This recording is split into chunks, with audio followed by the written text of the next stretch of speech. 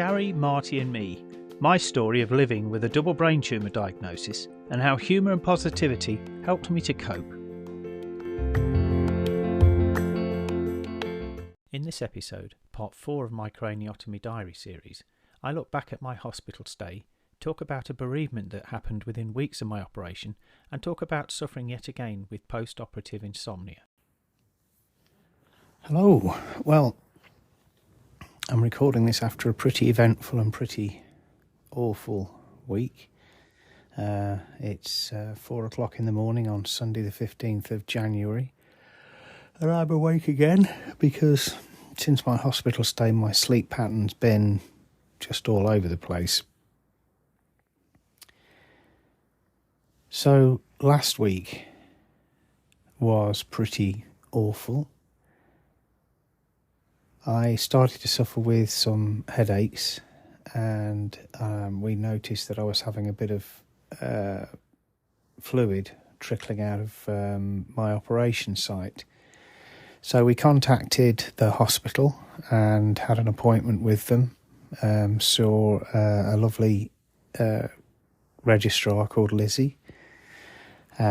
She took a look at it, happened to see my neurosurgeon as well at the same meeting, who checked it out as well. So we left it a couple of days, and then last Monday I went back in for a check and ended up not coming home till the Wednesday because they were concerned that it had become infected. So I was admitted back to hospital, put on a very strong antibiotic intravenously, and spent Monday, Tuesday, Wednesday back on ward L25 at Leeds General.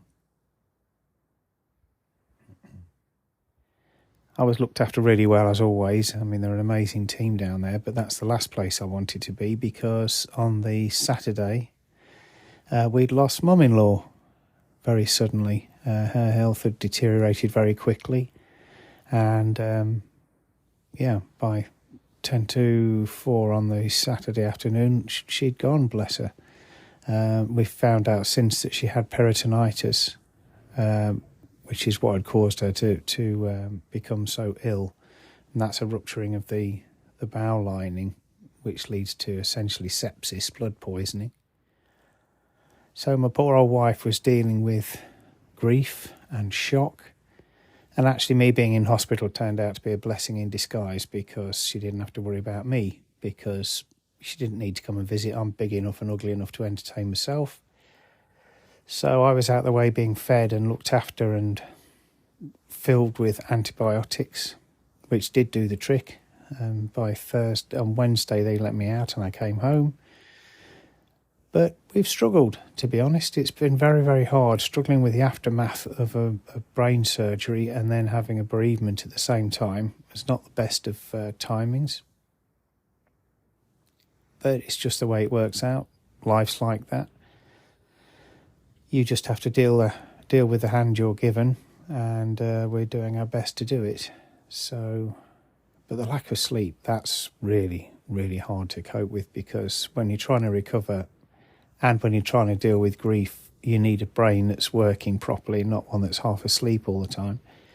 Plus it's winter here in the UK, so my windows of my bedroom are being blasted and rattled by high winds. Out on the wily, windy moors, as Kate Bush said in her song Wuthering Heights. Well, we're up on the moors here in Harrogate, obviously, because the wind is coming in and nothing seems to be slowing it down. And that's also not helping me stay asleep. So I thought, well, if I can't sleep, I'll podcast in that case.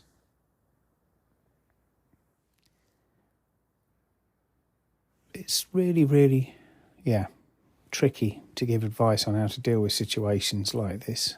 I mean, I felt my recovery was going really well and it still seems to be progressing okay.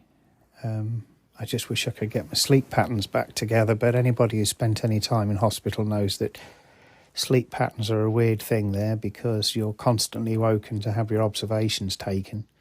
And of course the ward never sleeps. The nurses are busy all night long looking after us lot. And yeah, I probably slept better this time than the first time immediately after my operation, which was, I seemed to have a noisy bunch around me that time. But anyway, this time there was a nice crowd in there, all suffering from different ailments. Some, like me, had brain surgery. Another chap had a stroke, bless him. And, but the ward did a great job. They always do a great job. And not always in the easiest of circumstances. But I've spent a lot of time this week gone just staring at the Leeds skyline, just wishing that I could feel well enough to get out and head back. So I caught the train home on Wednesday, a very wet, rainy, horrible Wednesday, to come back to the house, which just doesn't feel right. We live with mum-in-law, so we're in her house and she's not, and that feels very strange. Plus, because poor old Hazel passed away very suddenly, we had to have a coroner's investigation and an autopsy, which just adds to the stress and the grief, because my wife and brother-in-law have been desperately trying to get all the arrangements made, as you can imagine, but nothing can happen without all the right certification. So, they did manage to make amazing progress while I was in hospital, funnily enough, but that was despite the procedures that were going on around them.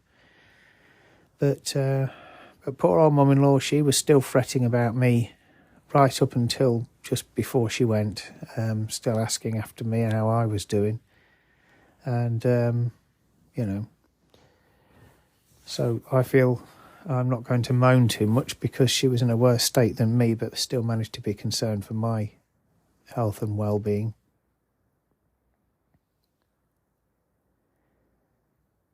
So really, we're now just, I'm not sure how we move forward from here. I guess we can't do very much until after the funeral, which is coming up on the 30th.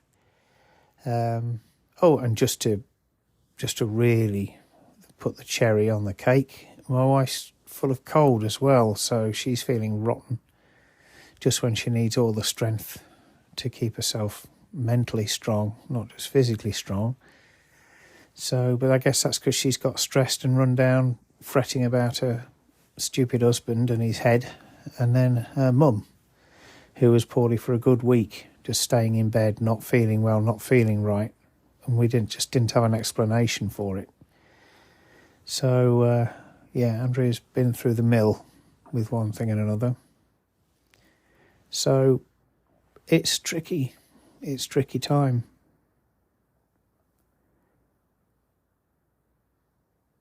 There's never a good time to have brain surgery, obviously, but sometimes the world just decides that it's going to pile things on, and we feel like we've had a couple of weeks like that. That's not being self-pitying. I don't feel too bad. Apart from the lack of sleep, I feel okay considering the procedures I've been through. I just wish my body would settle back into a normal sleep routine, because that would make me feel better. And then I can concentrate on Andrea and what she's going through. But actually all I want to do during the day at the moment is sleep, because I'm just exhausted, mentally drained. And I really, really could do with some good sleep. So I'm hoping that recording this podcast will get the thoughts out of my head and let it settle down. So I'm going to try and snooze again. And, another day tomorrow. We'll try and make more progress tomorrow. Bye.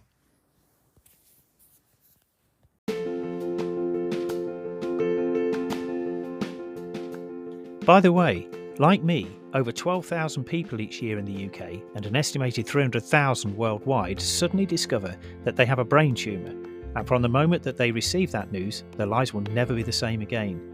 This podcast has been created to try and raise funds for the Brain Tumour Charity, who've been a big support to my family and I.